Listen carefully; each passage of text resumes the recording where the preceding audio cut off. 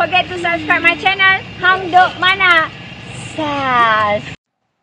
Assalamualaikum, selamat datang lagi ke channel Hang Dok Mana. Okey, kita akan dengar respon Isham Jalil terhadap KJ. KJ berkata hak ahli umum rompak usul tak sah bagi lindungi Presiden dan Timbalan Presiden.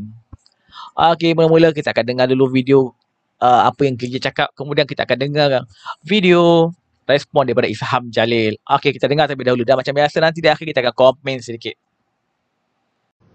Assalamualaikum warahmatullahi wabarakatuh. Okey, hari ini kita dikejutkan dengan kenyataan daripada Menteri Dalam Negeri Datuk Seri Saifuddin Nasution yang menyatakan beliau telah menggunakan kuasa beliau di bawah Akta Pertubuhan untuk mengecualikan mana-mana pertubuhan yang berdaftar di bawah akta tersebut daripada apa-apa peruntukan di bawah akta yang sama.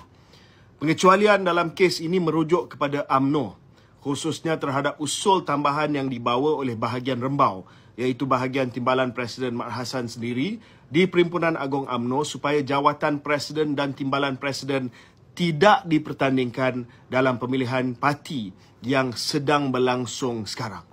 Jadi apa maknanya? Jika Menteri Dalam Negeri terpaksa guna kuasa pengecualian di dalam undang-undang, maksudnya perkara yang dirujuk itu mestilah telah melanggar Akta Pertubuhan. Kalau tak, dan tak perlulah ada pengecualian daripada menteri. Betul tak? Menteri guna kuasa kecualikan tindakan yang tak sah itu supaya dapat dihalalkan. Tetapi dalam kenyataan menteri tak sebut tang mana dan apa benda yang melanggar Akta Pertubuhan. Kalau baca kenyataan menteri, tak boleh nak tangkap detail kesalahan UMNO. Maka tularlah surat ROS kepada Setiausaha Agong UMNO Mat Maslan bertarikh 2 hari bulan Mac daripada Tuan Haji Nawardi bin Saad, Ketua Pengarah Jabatan Pendaftaran Pertubuhan Malaysia atau singkatannya ROS ataupun Registrar of Societies. Saya tak pasti surat ini tulen atau tidak, tapi sebagai seorang mantan menteri, the letter looks legitimate. Nampak sah dan nampak authentic. Dalam surat tersebut, bos ROS yang mengawal selia semua pertubuhan termasuk parti politik di Malaysia dengan jelas menulis, berdasarkan semakan pada maklumat dan dokumentasi yang dikemukakan bersama surat UMNO bertarikh 27 Januari, 2 Februari dan 14 Februari 2023, jabatan ini, ROS, telah mendapati bahawa usul tambahan UMNO yang diputuskan di Perhimpunan Agong UMNO 2022 tersebut adalah tidak teratur serta bertentangan dan bercanggah dengan peruntukan di bawah Pasal 9.3 Perlembagaan UMNO. Justru itu, dengan kuasa-kuasa yang diperuntukkan kepada pendaftar pertubuhan di bawah Akta Pertubuhan 1966, maka keputusan usul tambahan ucapan dasar Presiden di Perhimpunan Agong UMNO 2022, jawatan Presiden dan Timbalan Presiden UMNO tidak dipertandingkan pada penggal pemilihan parti yang akan datang adalah tidak sah. Tidak sah. Wow. Cray. Mind blown. Usul Rembau yang nak melindungi Zahid dan Mat Hassan tidak sah dan bercanggah dengan Pasal 9.3 Perlembagaan UMNO, iaitu pengurusi tetap, timbalan pengurusi tetap, Presiden Timbalan Presiden, 3 orang naib Presiden dan 25 orang ahli Majlis Kerja Tertinggi hendaklah dipilih dalam mesyuarat perwakilan bahagian tiap-tiap 3 tahun sekali. Maknanya, jawatan-jawatan utama termasuk Presiden dan Timbalan Presiden hendaklah dipilih, shall be elected. Maksudnya, mesti dipilih melalui pemilihan dan jawatan tersebut tak boleh dikecualikan dari pertandingan. Ini Constitution UMNO. So, usul yang blok pemilihan tersebut yang hendaklah dipilih, shall be elected, adalah tidak sah. So, Ibu Pejabat dan barisan apologis kepada Presiden UMNO nak kata apa lagi? Ahli UMNO dan perwakilan telah dinafikan hak mereka untuk memilih Presiden dan Timbalan Presiden. Your right to choose Presiden dan Timbalan Presiden has been robbed by this bogus usul yang dibuat oleh bahagian Mat Hassan. Dahlah tak malu buat usul nak melindungi ketua sendiri, siap boleh langgar perlembagaan parti sendiri. Wow. Just wow. So untuk nak halalkan usul yang tidak sah ini, hanya satu cara sahaja yang ada. Menteri Dalam Negeri kena guna kuasa di bawah perkara 70 Akta Pertubuhan untuk mengecualikan tindakan yang tidak sah ini. Maka selamatlah Zahid dan Mak Hassan. Jawatan lain lawanlah puas-puas. Exco, naib presiden dan sebagainya. Yang ada di atas, presiden dan timbalan presiden menjadi kasta untouchable. Tak boleh disentuh atau dicabar. Tapi sekarang wujud spin baru pula daripada puak-puak apologis Zahid. Mereka kata Saifuddin sebenarnya menyelamatkan UMNO daripada pembatalan pendaftarannya di ROS dengan pengecualian yang diberi. So tindakan Saifuddin ini patut dipuji. UMNO selamat, kerajaan PMX selamat. Ini logik yang bodoh dan tak betul. Pertamanya, siapa kata UMNO nak diharamkan? Dalam surat KPROS, ia jelas sebut, sehubungan itu parti UMNO hendaklah mengambil tindakan pembetulan, corrective measure, dengan tidak mengetepikan Perlembagaan UMNO di bawah Fasal 9.3 dalam pelaksanaan pemilihan Majlis Tertinggi UMNO. Maknanya UMNO, kau dah buat silap. Sila perbetulkan. Buka pemilihan presiden dan timbalan presiden untuk dipertandingkan. Habis cerita. Tak ada nak haramkan UMNO. Tak disebut pun. Ambil tindakan pembetulan, corrective measure. Dah cukup. Tak payah nak langgar perlembagaan sendiri, nak melindungi Zahid Ready to Fight dan Mak Hassan. Tak timbul soal nak mengharamkan UMNO, itu spin semata-mata. Just correct your mistake. Ini tak nak buat corrective measure ataupun tindakan pembetulan, tapi bergantung harap ihsan menteri dari PKR untuk halalkan tindakan yang tidak sah. Malu betul. Presiden dan timbalan presiden tidak dapat mandat daripada ahli, tapi kekal berkuasa kerana ihsan daripada menteri PKR. Is this what UMNO is now? Satu last argument daripada apologist. Ini semua, tindakan ini semua perlu dibuat kerana real politik. Nak jaga kestabilan kerajaan PMX. Kalau Zahid kalah dalam pemilihan UMNO nanti, kerajaan boleh tumbang. Perikatan Nasional PN akan memerintah semula. KJ, Hisham, Mail, Sabri, semua broker PN. Zahid sahaja yang terbaik bagi PMX dan menjadi perisai kepada kerajaan perpaduan. Saya dah cakap dengan jelas. Hisham dan Mail dan rakan-rakan lain pun setuju dengan saya. Andai kata ada pertandingan dan kumpulan kita menang, kami terus akan memberi sokongan kepada Datuk Seri Anwar menerajui kerajaan kerana kami juga tidak mahu melihat kestabilan politik yang ada digugat. Jadi tak payah nak momokkan orang dengan hujah palsu. Tapi sayangnya, komitmen kami itu tak sempat diuji. Usul tidak sah untuk melindungi TPM kesayangan anda itu dihalalkan juga. Maruah dan hak ahli UMNO dibelakangkan. Sekarang Perlembagaan UMNO pun sudah tidak laku. Boleh menjadi bahan permainan demi serakah kuasa. Walaupun saya bukan lagi ahli UMNO, hati saya masih UMNO. Dan sebagai orang UMNO, saya sedih. This is what UMNO is left with. Saya cukup sedih.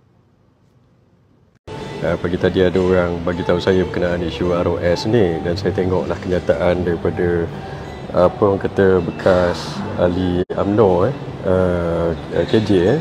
So mula-mula saya tak tahulah nak jawab ke tidak sebab dia bukan ahli UMNO. Tapi sebab dia dah mengasut orang UMNO sekarang ni, so saya jawab je lah.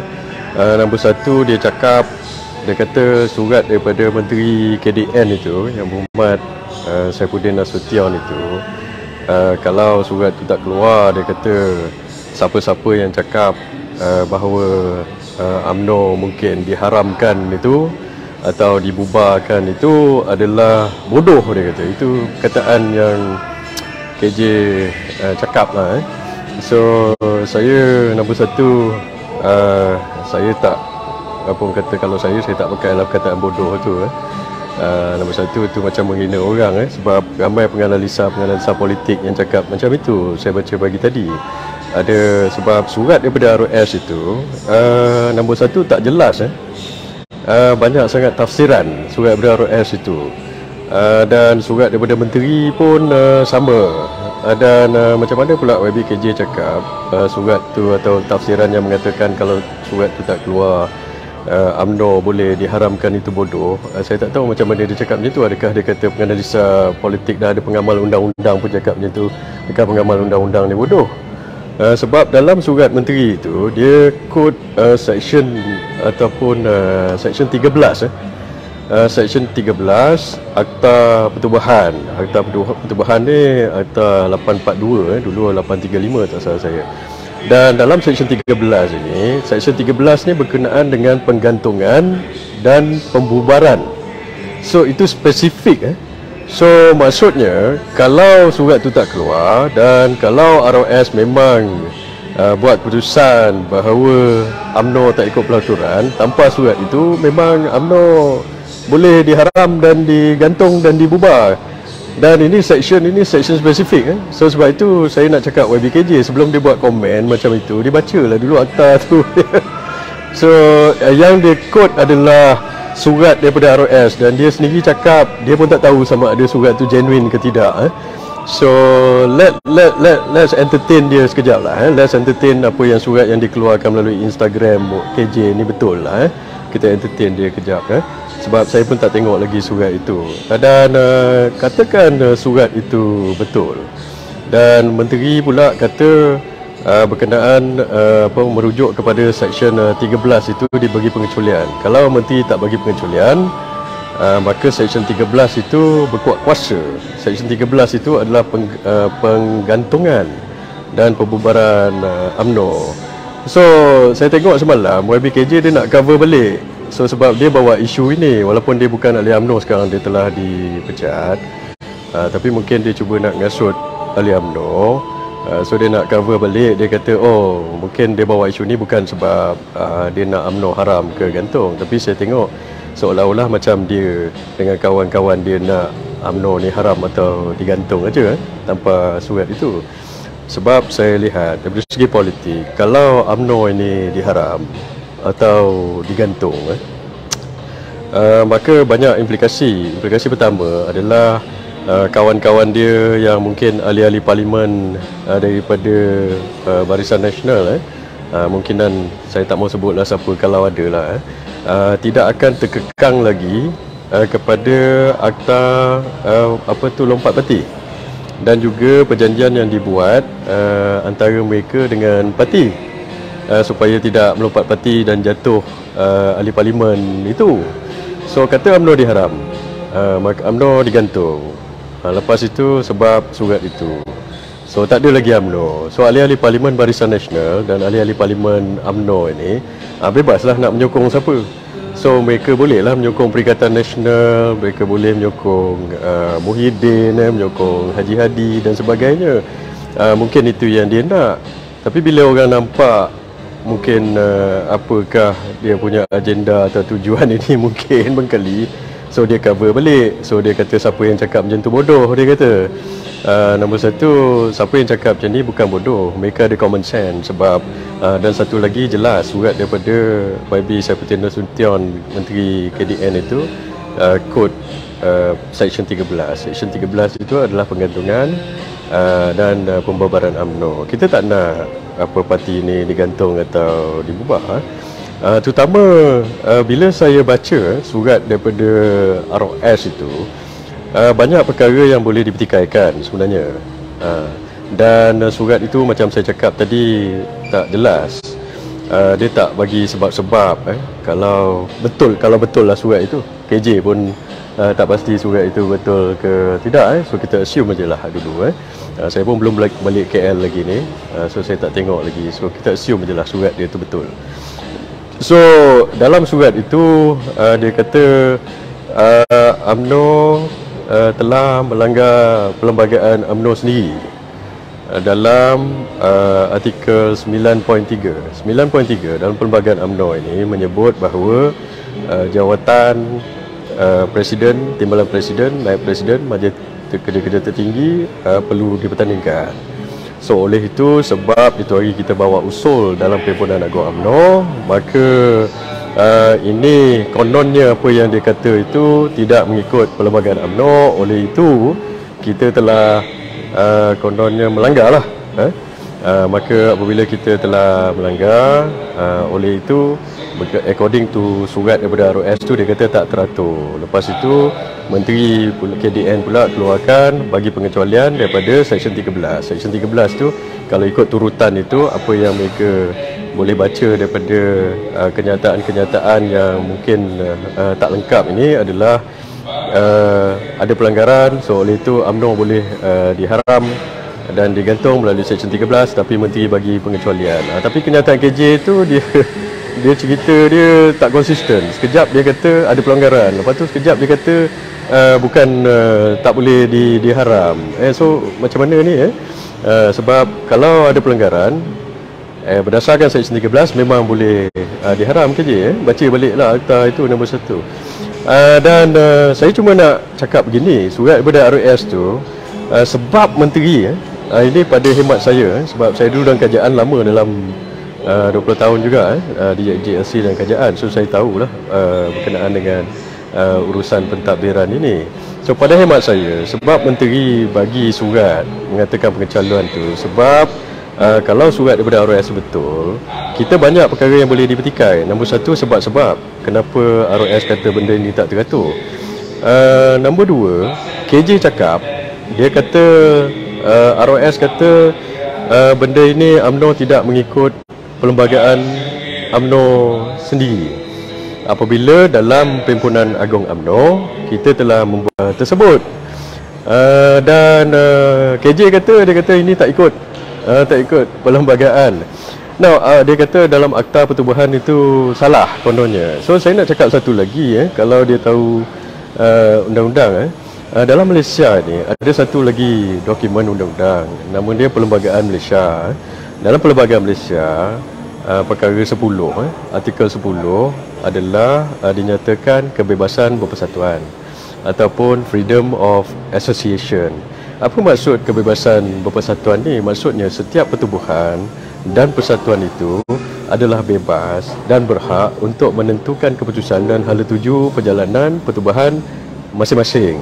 So maksudnya kalau UMNO ingin bawa satu usul supaya jawatan Presiden dan Timbalan Presiden itu tidak dipertandingkan, maka kita boleh bawa kepada ahli-ahli kita untuk menentukan sama ada perkara ini sah atau tidak. Dan siapa yang boleh menentukan perkara ini? Yang boleh menentukan perkara ini adalah Perhimpunan Agung UMNO lah. Sebab Majlis Tertinggi betul boleh buat keputusan yang mewakilkan apa orang kata perwakilan-perwakilan UMNO, tetapi lebih tinggi daripada Majlis Tertinggi adalah Perhimpunan Agung UMNO, sebab kat situ perwakilannya lebih ramai. Sebab itu katakan bila kita nak pindah perlembagaan, Majlis Tertinggi tak boleh pindah perlembagaan, dia kena dipindah oleh Perhimpunan Agung UMNO. So sebab itu Perhimpunan Agung UMNO ini adalah majlis mesyuarat yang tertinggi untuk membuat sesuatu keputusan. Dan bila kita bawa ke Perhimpunan Agung UMNO, kita ada video semua dan semua senarai perwakilan telah dihantar pada ROS dan 90% daripada mereka telah berdiri, dan pengurusi tetap pun dah tanya siapa yang tak setuju. Ada yang tak setuju juga, tapi berapa kerat saja, saya rasa tak sampai 20-30 orang daripada 3,000 orang dalam dewan itu. So pertubuhan UMNO ini, parti UMNO ini telah menentukan, membuat keputusan sendiri bahawa jawatan itu tidak dipertandingkan. So mengapa kita tak pindah perlembagaan? Ada orang kata, oh kalau macam itu pindahlah perlembagaan. Kita tak pindah perlembagaan sebab perkara ini bukannya setiap tahun berlaku. Dia adalah pada masa-masa atau special circumstances. Macam kali ini, kenapa kita tak nak jawatan ini dipertandingkan? Sebab kita tahu ini masa kritikal. Ada puak-puak yang tak selesa dengan kepimpinan UMNO, nak tukar kepimpinan UMNO untuk memporak-porak perandakan UMNO supaya mereka tukar kerajaan. Barangkali sebab mereka nak lari daripada pertuduhan dan pendakwaan. Apa dia? Dah sampai. Jom kita masuk. Okey, sambil-sambil saya jalan lah. So mereka nak lari daripada pertubuhan pendakwaan dan court case dia lah. So mereka mungkin kejap Din, tolong ni ambil beg. So sebab itu, so dan itu lagi masa pilihan raya pun kita nampak mereka pakai banyak duit untuk menang pilihan raya. So tak mustahil kali ni kalau mereka kalau mereka nak menaja calon-calon mereka untuk menukar kepimpinan UMNO sebab mereka terdesak sekarang ni, mereka tengah didakwa ke macam mana. So bila ada special circumstances macam ini, maka kita perlu buat keputusan lah. Macam dulu zaman Mahathir pun ada juga masa-masa yang mereka telah buat keputusan supaya jawatan itu tidak dipertandingkan. Dan kalau kita tukar perlembagaan pula, kita boleh buat usul pergi tukar perlembagaan supaya jawatan tidak bertandingkan. Ini bukan saja 1-2 kali, ini maksudnya selama-lamanya begitu. So kalau selama-lamanya begitu, kita tak setujulah. Sebab circumstances ini tidak berlaku setiap hari ya. Okey, komen saya. Apa yang dibuat oleh KDN Menteri Dalam Negeri itu Saifuddin Nasution itulah tepat sekali. Kerana jika UMNO ni mungkin Zahid kalau dia orang adakan pemilihan itu Zahid atau Timbalan itu kalah, bahaya jugalah untuk PMX lah, untuk Anwar Ibrahim lah, kerana yang bersungguh-sungguh nak sokong Anwar Ibrahim jadi PM ni ialah Zahid Hamidi. So kalau kita lihat pada lepas keputusan keluar pilihan raya itu, 10 orang daripada UMNO tidak menyokong, terus nak sokong Muhyiddin. So dari segi politik ni kena bijak lah, taktikal kena betul lah. So untuk pastikan Pakatan Harapan boleh bertahan dan Kerajaan Abadan boleh bertahan sampai 5 tahun, so tepatlah keputusan supaya Zahid terus kekal lah. Dan dengan lepas ini, selepas Anwar, kita harap dalam 5 tahun ni akan ada banyak perubahan. Kemudian rakyat akan sokonglah Pakatan Harapan, Kerajaan Perpaduan ni. Semoga Datuk Seri Anwar Ibrahim terus kekal menjadi Perdana Menteri Malaysia. Assalamualaikum.